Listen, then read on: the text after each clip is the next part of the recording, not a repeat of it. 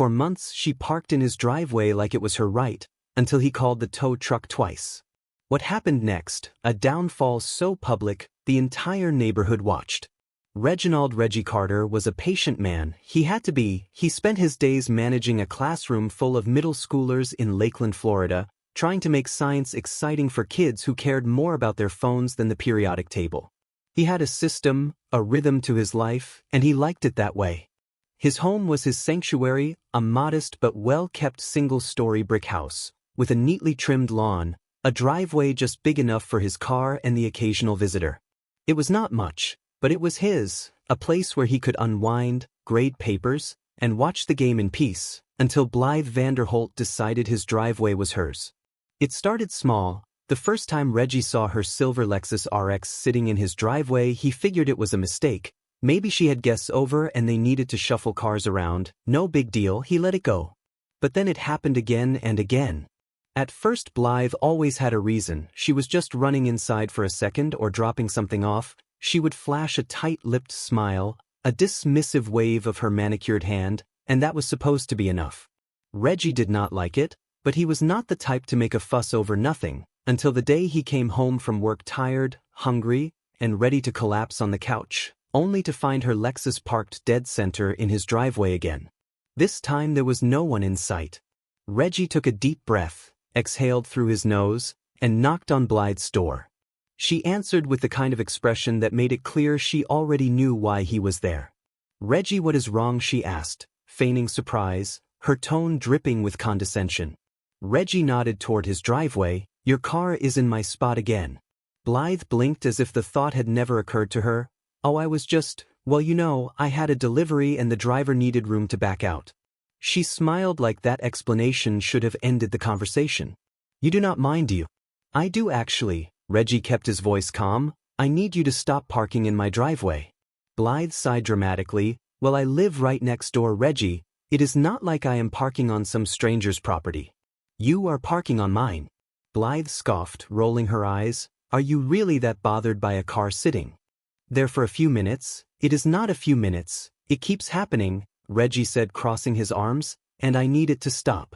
She let out a sharp laugh. All right. No need to get all worked up, I will move it." She did that time, but it did not stop. Over the next few weeks the pattern continued. Reggie would come home and find her car exactly where it should not be. If he left a note, it disappeared. If he knocked on her door, she suddenly was not home. One evening after a long day at school, Reggie pulled up to see not just her car in his driveway but another one, some shiny black BMW that definitely did not belong to him. Enough was enough. Reggie parked on the street, grabbed his phone, and snapped a picture. Then he knocked on Blythe's door harder this time. She opened it with zero urgency, her face a mask of mild annoyance. "Reggie," she said, dragging out his name like he was inconveniencing her.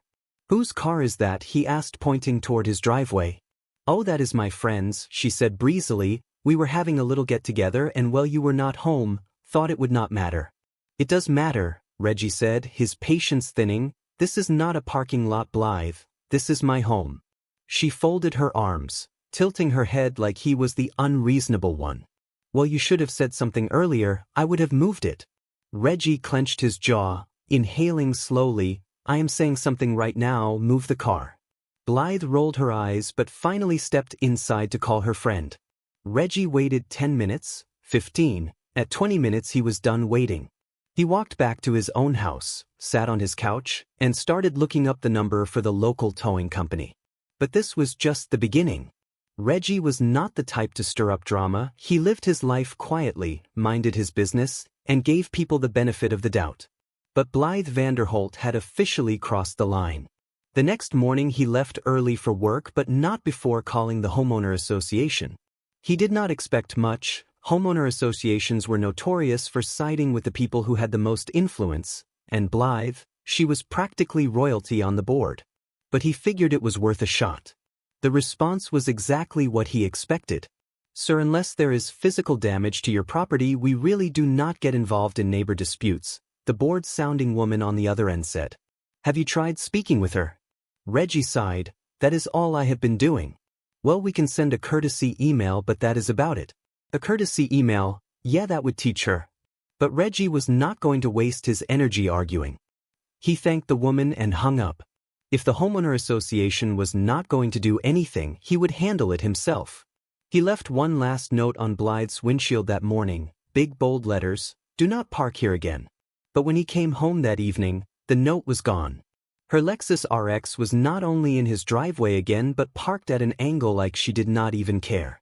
Reggie pulled his car onto the street, staring at the scene in disbelief. She was not even trying to be subtle anymore. Fuming, he walked up to her door and knocked hard. It took a full minute before she finally answered, wine glass in hand, looking like she had just been in the middle of a relaxing evening. "Reggie," she said, drawing out his name like he was an interruption to her night. "I need you to move your car." She took a slow sip of wine before responding, "Oh yeah, about that, I meant to text you but I figured you would not mind since you always park on the street anyway." Reggie's fingers flexed at his sides. He forced himself to stay calm. "I do mind, this is my property, Blythe." She let out a sharp laugh, shaking her head like he was being unreasonable. "Reggie, seriously, you are getting bent out of shape over a driveway." He took a step closer. "No, I am getting bent out of shape because I have told you over and over to stop doing this, and you keep ignoring me." Blythe rolled her eyes, swirling the wine in her glass. "All right, fine, I will move it." Reggie exhaled, willing himself to let it go. He turned to head back to his house, and then Blythe muttered something under her breath, not loud enough for him to catch every word but just enough for him to catch the tone. He turned back. "What did you just say?" She gave him an innocent look. "Nothing." "No, you said something." Blythe smirked. "I just do not get why some people are so uptight about the smallest things." There it was, that smug passive-aggressive entitlement that made his blood boil. Reggie did not say anything else. He just walked back to his house, pulled out his phone, and saved the number for the towing company. That night as he sat on his couch grading papers, his mind kept replaying that conversation. The dismissiveness, the arrogance, the sheer audacity. She was not going to stop, and Reggie was done playing nice. But Blythe had no idea what was coming next. The next time Blythe parked in his driveway, Reggie did not knock. He did not leave a note. He did not call. He called the tow truck instead. It was a Friday evening and he had just pulled up after a long week at school. He was exhausted, but the sight of her Lexus RX sitting in his driveway like it belonged there, that gave him a second wind. This time he did not hesitate. He parked his own car down the street, dialed the towing company, and gave them one simple instruction: "I need this car gone." The tow truck arrived in less than 20 minutes. It was almost poetic how quickly it happened. The driver hopped out, assessed the situation, and simply nodded. "She is parked in your driveway." "Yes," Reggie confirmed. "Got proof of ownership?" Reggie pulled out his property deed. He had come prepared. "All right," the driver said, "let us hook her up." Within minutes Blythe's luxury SUV was lifted off the ground, wheels locked in place. Reggie crossed his arms, watching with satisfaction as the truck pulled out of the driveway, her car disappearing down the street. He had no idea what kind of reaction to expect. Would she show up at his door screaming, call the cops, pretend like she had no idea what happened? Turns out he did not have to wait long to find out. About an hour later, just as he was settling in for the night, bam bam bam, his front door shook from the force of Blythe's fists pounding against it. Reggie did not rush. He took his time standing up, stretching his arms, making her wait, then he opened the door. Blythe stood there in flip-flops and silk pajama pants, looking absolutely livid. Her phone was clutched in her hand, her perfectly styled blonde bob slightly out of place. "Where's my car?" she snapped. Reggie tilted his head. "Oh, you mean the one that was illegally parked in my driveway?" Her nostrils flared. "Do not play games with me, Reggie. Where is my car?" He shrugged casually, towed. She stared at him, mouth falling open in pure disbelief. "You did what?" "You heard me," Reggie said. "You would not stop parking in my driveway, so I had it removed. Simple as that." Blythe let out a sharp hysterical laugh. "Oh, you are going to pay for this. Do you know who I am? I am on the homeowner association board. I have connections, Reggie." He gave her a slow blink. "Good for you. Your car is at Sunshine towing off Orange Blossom Trail. Have a good night," and with that he shut the door. But Blythe was not done. She stood outside his house for a full 10 minutes ranting and raving, switching between outrage and thinly veiled threats. She even tried calling the cops, but when the officers arrived they barely gave her the time of day. "You had her car towed from your own property?" the officer asked Reggie. "Yes," he confirmed, handing over his deed. The officer glanced at the document then turned back to Blythe. "Ma'am, he is within his rights. If you want your car back, you will need to pay the impound fee." The way Blythe's face turned red, Reggie would have paid good money to frame that moment. But something told him this was not over, and he was right. Reggie thought that after getting her car towed, Blythe would finally get the message. She did not. If anything, she doubled down. It started small, little passive-aggressive digs that were more annoying than anything else. First, she left a note on his door written in bright red marker, as if she thought she was making some kind of legal statement. "This is a community, we should all be more considerate of our neighbors." Reggie tossed it straight in the trash. Then came the homeowner association complaints. A letter arrived in his mailbox a few days later, claiming his front porch plants were in violation of community aesthetics. Reggie laughed out loud. The same potted ferns that had been there for the past 2 years were suddenly a problem. Then another letter, his garbage bins were left out too long. And another, his mailbox paint was fading. By the fourth letter Reggie was not even mad. He was impressed. She was putting in real effort. But the worst part, she started calling security on him. One evening Reggie was watering his lawn when a white security SUV pulled up, lights flashing. A tall middle-aged officer stepped out, adjusting his belt like he had something important to do. "You live here, sir?" Yes. Reggie frowned. "Yes, what?" The officer cleared his throat. "We received a call about some, suspicious activity." Reggie let out a slow breath. Suspicious, that word again. He turned his head and sure enough, there she was, Blythe Vanderholt, standing on her porch, arms crossed, pretending to be oblivious. Reggie gave the officer a dry look. "So watering my lawn is suspicious now." The officer had the decency to look uncomfortable. "Look, sir, save it." Reggie cut him off. "I already know who called. Tell her to find a new hobby." The officer sighed, nodded, and walked back to his car. And Blythe, she smiled like she had won. Reggie was not having it. He marched straight up to her porch. "Blythe." She blinked, feigning innocence. "Oh, everything okay, Reggie. I saw security here. Hope nothing serious happened." He folded his arms. "You know damn well why they were here." Blythe gasped. "Reggie, no need to be rude. I was just concerned. We have a duty to watch out for our neighborhood, do not we?" He stared at her. She wanted a reaction. She wanted him to lose his temper, to give her something she could use against him. So he did the one thing she did not expect. He smirked, calm, controlled, amused. "I am done playing games, Blythe." His voice was low, steady. "I gave you more chances than you deserved, but you keep pushing, so let us see what happens when I push back." For the first time she looked unsure, and she should have been, because the next time she parked in his driveway, Reggie was not just going to tow her car, he was going to make sure it hurt.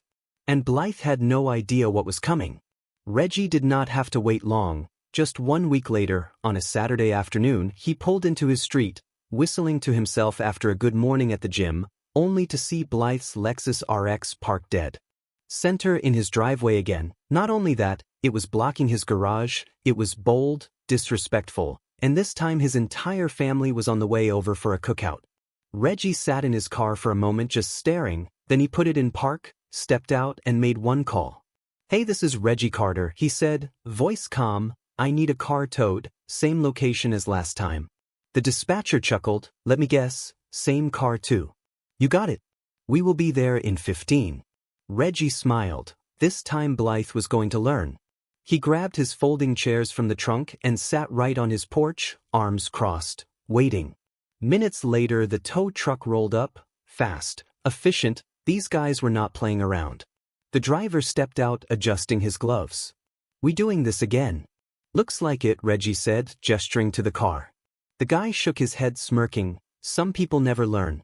With zero hesitation the driver hooked up Blythe's Lexus and started lifting it onto the truck. That is when she came storming out. Blythe screeched like she had just caught someone robbing her house. "Stop, what are you doing?"